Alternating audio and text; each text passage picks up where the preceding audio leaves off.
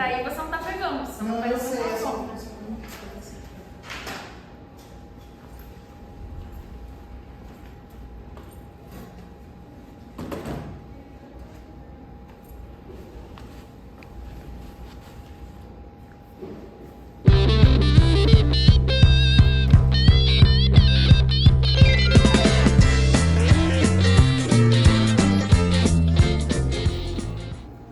Eu tenho um aluno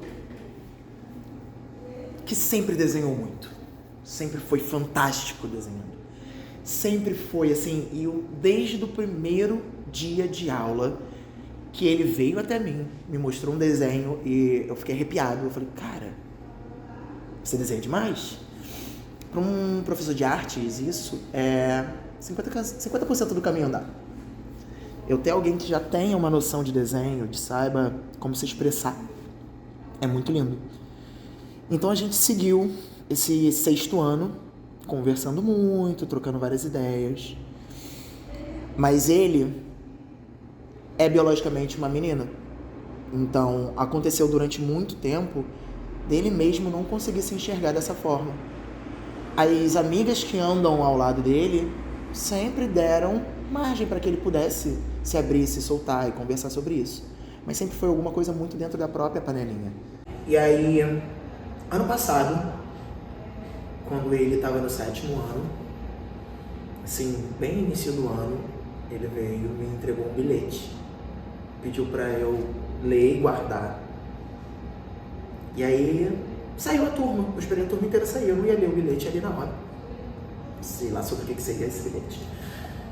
E no bilhete ele dizia que ele se identifica como um menino, que ele gostaria que eu, por conhecer ele, por ter uma troca com ele, justamente pelo trabalho de pintura e de desenho, e de ser uma pessoa mais afetiva com ele dentro da escola, que eu seria uma pessoa que ele confiava de poder se abrir e pedir para que eu chamasse ele pelo nome que ele se intitulou.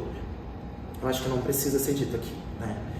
Mas desde então eu faço questão de todas as vezes, seja perto de outros professores, seja com uma coordenação pedagógica, seja com o próprio, eu o chamo no pronome masculino e vai ser isso. Até o dia que ele virar para mim e falar assim, acho que não era isso, eu me perdi um pouco, que eu acho bem difícil de acontecer. Mas temos uma ligação muito forte hoje em dia por conta disso, né? E assim, mexe um pouco comigo.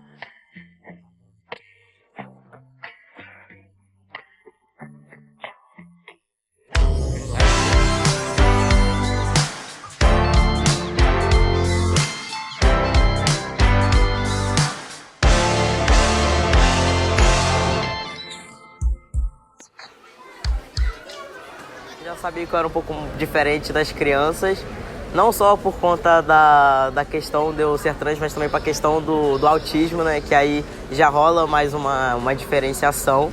Então, durante a infância, eu tive muita dificuldade com interagir com outras crianças, de me sentir incluído também com as outras crianças. Então, sempre tive um comportamento meio que apontado como estranho ou que uma garota não deveria ter, né? Durante a infância.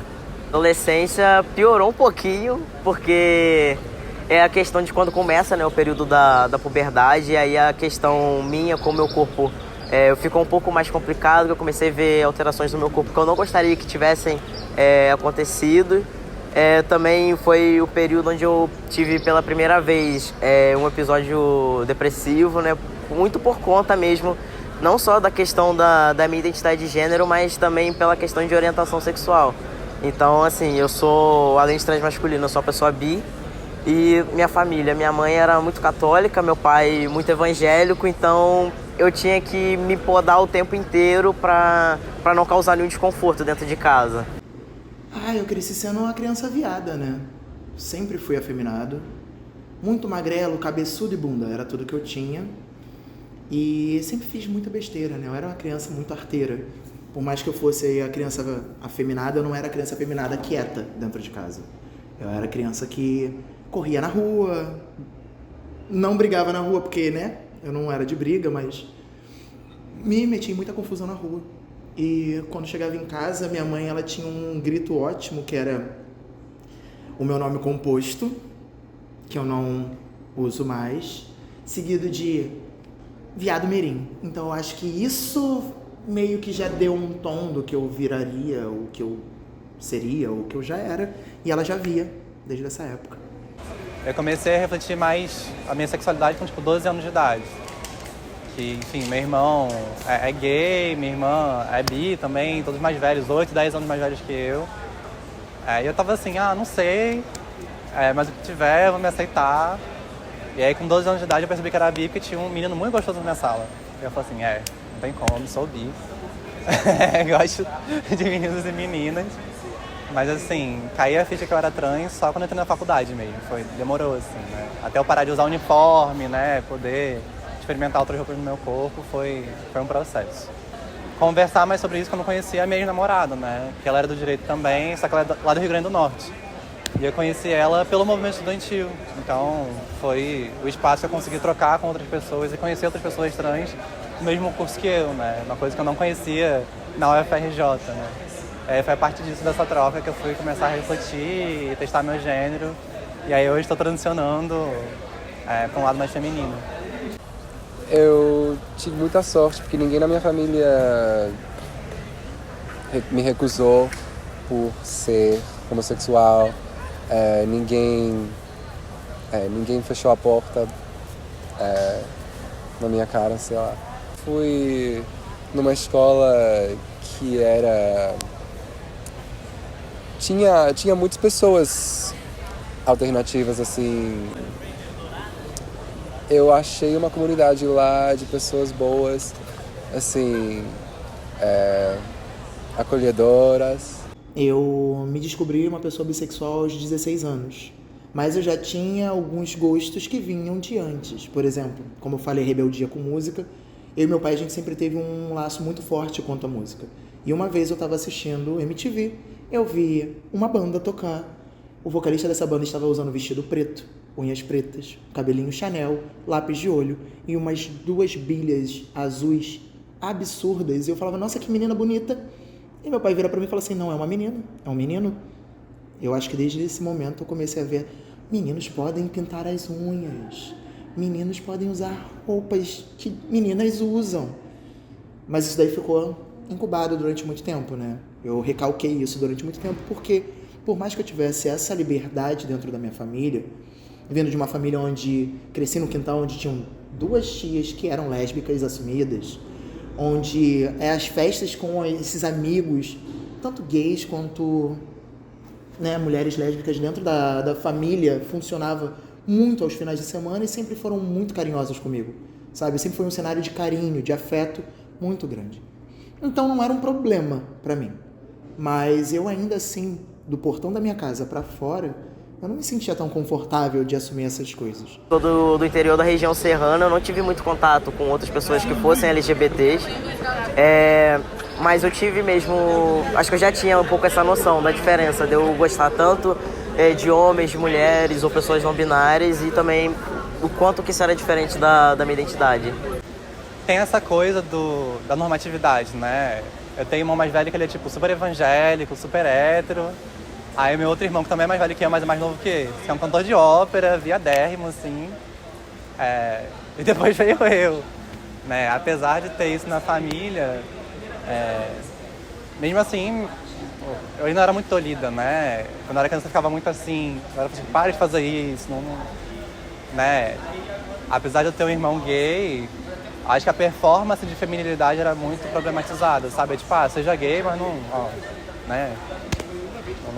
Não sai ali do normativo de ser um homem, né?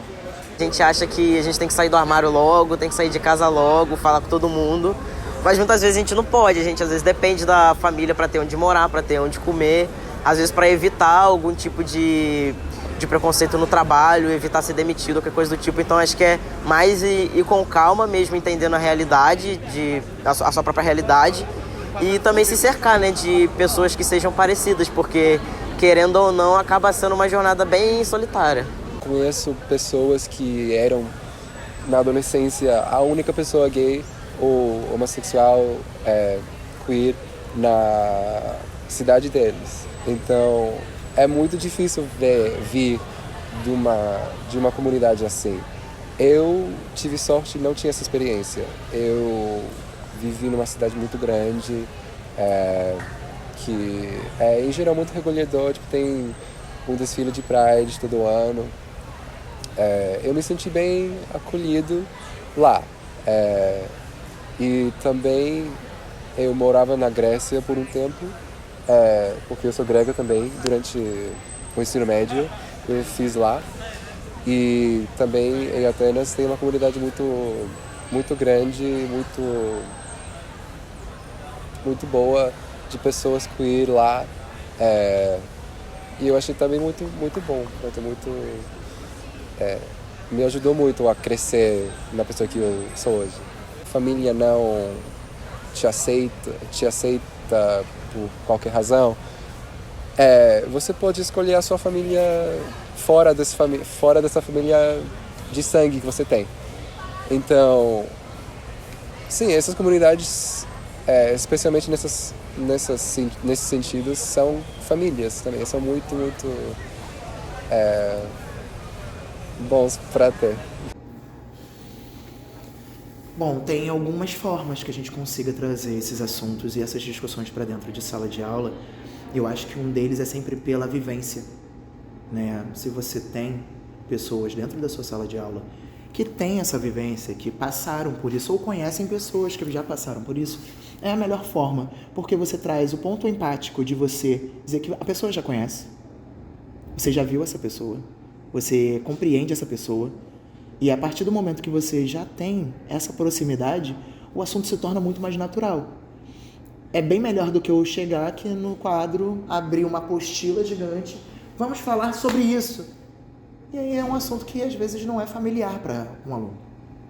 Sendo assim, eu tenho alguns pontos que podem ser familiar para uns, não para outros, mas como estamos em uma sala de aula, o convívio, né, a convivência entre eles faz com que o caso de um junte com o caso de outro, com a conversa de um com o ponto de outro, e a gente consiga gerar um debate. Eu acho que a maior dificuldade hoje em dia acho que é mais em relação ao gênero do que a minha sexualidade, que eu acho que é uma coisa que acompanha muito a gente que é trans, que é a comparação com pessoas cis, né?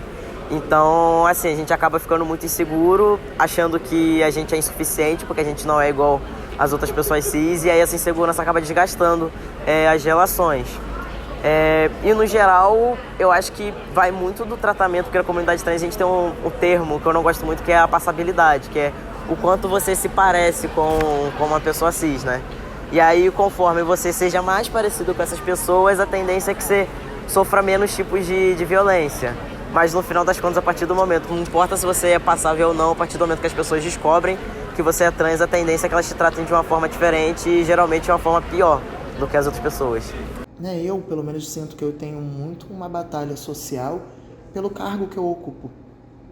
Então, se eu ocupo um cargo no qual eu não posso chegar em certos ambientes de trabalho me vestindo do jeito que eu gosto, eu acabo optando por me esconder na normatividade, que não me faz bem. Então, eu começo a ver que eu estou indo para um caminho onde eu sou uma pessoa vestida normativamente, mas eu não sou essa pessoa por dentro. Eu me faço passar. E eu acho que isso me faz mal no final do dia. Mas eu tenho que exercer minha função, então que eu exerça minha função de uma forma passável, sem gerar outros conflitos. O gênero é uma performance, então as pessoas me veem antes de eu me apresentar. Então, tipo, hoje eu estou aqui de calça. Isso aqui é uma performance, eu sou super... estou usando uma calça, porque... Tem até um vídeo no Instagram que brinca com isso, né? Usou calça jeans não é trans porque não está performando, né? E é muito isso, assim. No trabalho, eu estou fazendo estágio agora, né? Consegui um estágio. Eu sou a primeira pessoa trans que já pisou naquele lugar, assim. E é muito um processo de ir se apresentando e as pessoas entenderem, né? Porque é isso, a sua imagem fala antes de você, né? Então é complicado, né? Na faculdade é a mesma coisa. Pessoas que me conheciam antes da transição, espalhando meu nome morto pela faculdade, né? Coisas assim. Não, às vezes não por querer, mas porque, enfim, né? Não prestar atenção e causam essas microagressões, sabe? Então, é complicado porque você acaba se tornando uma pessoa muito específica, né? Quantas pessoas que fazem direito chamam gal existem, assim, e são trans? Então, todo mundo acaba sendo sempre um holofote pra mim, assim, tipo, a pessoa trans do curso, sabe? Uma pessoa meio que apartada dos demais. Então, é difícil, assim, lidar com atenção, com quebrar muitas barreiras, assim. Completamente diferente.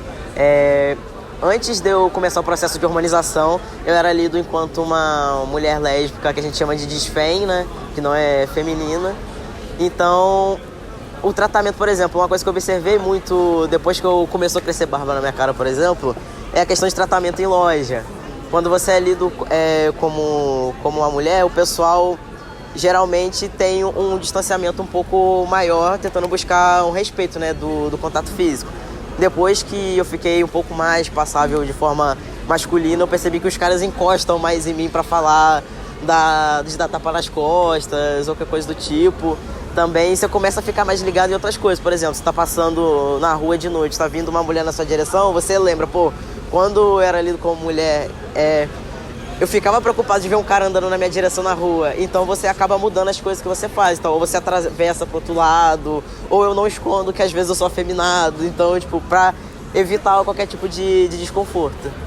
A feminilidade acaba sendo uma prisão também, de certo jeito. Tipo, eu tenho percebido que você tem que sair de casa maquiada, arrumada, se portar. As pessoas esperam coisas de vocês, né? Das mulheres, das pessoas femininas que, né, eu do outro lado não sentia antes. Então, apesar de eu estar mais confortável enquanto uma pessoa alinhada ao feminino, também vem várias coisas com isso, né? Várias misoginias, assim, que eu tô sentindo na pele, é muito complicado. Porque é isso, né? Se eu não tiver com uma maquiagem na cara e tiver de calça, automaticamente as pessoas vão achar que eu sou um homem, assim. Então eu tenho que mediar o meu corpo com o mundo, isso é muito complicado. Esse ano, inclusive, eu entrei na primeira aula com o 6º ano de saia, de bota, as unhas pintadas, o cabelo pra cima. E a primeira coisa que eu falei pra eles é isso aí, eu pinto a unha, eu uso saia, eu uso bota, em alguns momentos eu vou dar aula descalço, em alguns momentos eu vou estar com o cabelo todo pra cima, em alguns momentos eu vou estar com o cabelo todo pra baixo. Eu não me importo se você vai me chamar de tio ou de tia, de professor ou de professora, porque, primeiro, me chamar pelo feminino não me ofende. Eu não me sinto uma pessoa ofendida por ser comparada ao feminino, muito pelo contrário, eu fico muito feliz. Mas também não vou me desfazer do que biologicamente eu sou. Eu nasci biologicamente um homem, por mais que algumas vezes eu não me sinta. Então eu acho que trazer um pouco dessa estranheza para eles já ajuda um pouco. É como botar uma almofada para quem tá subindo na estante. A criança tá subindo na estante, tem umas almofadas embaixo. Ela sabe que ela vai cair em algum momento. Mas que ela caia em algo confortável que faça ela entender que a normalidade da casa dela ou dos ambientes que ela tá acostumada vai ser diferente em alguns outros ambientes e que tá tudo bem essas pessoas existirem. E que é muito bom que você conviva com essas outras pessoas que são diferentes do que você está acostumado. Eu faço antropologia na UF e acho que impactou completamente mesmo nas coisas que eu faço, né? Tanto a questão da escolha do meu curso, porque é um curso mais de humanas, tem um pouco mais de sensibilidade para tratar alguns temas, e principalmente na política. Tanto o movimento estudantil quanto meu gênero influenciam muito no que eu quero fazer daqui pra frente, né? Por exemplo, me aprofundar no feminismo, né? Pautar isso no direito. O meu TCC vai ser sobre a decisão do STF sobre casamento LGBT, né? Enfim, que ser trans, ser queer é muito revolucionário, né? Porque a gente está lutando por uma sociedade completamente diferente, assim, quebra muitos padrões. E desafia o nosso conceito do que é naturalizado, né? O que é natural. Hoje eu tô bem melhor do que eu estive muito tempo atrás. Acho que a questão de eu me entender enquanto trans também, ter recebido o lado do autismo, me fez entender completamente por que eu sou do jeito que eu sou e como é que eu funciono. Hoje eu tenho uma independência maior também, eu não dependo tanto do meu pai, eu moro sozinho, faço minha pesquisa, ganho minha bolsa. Então acho que hoje eu tô bem melhor, mas acho que ainda tem muita coisa ainda pra melhorar, acho que sempre tem. Ninguém pode parar de aprender sobre qualquer coisa. Todo mundo está aprendendo todos os dias na vida. Então eu ainda tenho uma comunidade muito boa Aqui no Brasil fiz amizade muito rápido, e eles me ajudam aqui a conhecer a cidade e, não sei, no meu ser eu sinto bem confortável, eu sinto bem, eu sou quem eu sou exatamente onde eu tenho que ser, eu estou fazendo exatamente o que eu tenho que fazer, e eu estou seguindo a trajetória que eu sempre quis, eu acho. Acho que estou no caminho de ser quem eu quero ser, assim. Não tô lá ainda não, ainda falta. Acho que falta ter o meu espaço, acho que falta eu me estudar, assim, fazer bastante terapia, né? Porque, enfim, ser cis vem com manual, né? Ser trans não vem com manual. Você cresce, fala, como é que meninos se portam? Assim, assado. Ninguém fala como uma pessoa trans se porta, né? Ninguém diz, é uma loucura, porque não tem manual. Então, como não tem manual, a gente tem que ir descobrindo ali no meio do caminho, conversando com as pessoas e criando consensos, assim. Então, eu acho que ainda tô nesse processo de achar o manual da Gal, sabe? Não desiste porque vale muito a pena ser você. Vale muito a pena você não ser uma cópia barata de outra pessoa. Tenha originalidade, seja você mesmo. E é isso. Eu não sei fazer justiça, não sei como faz justiça, eu não sei fazer.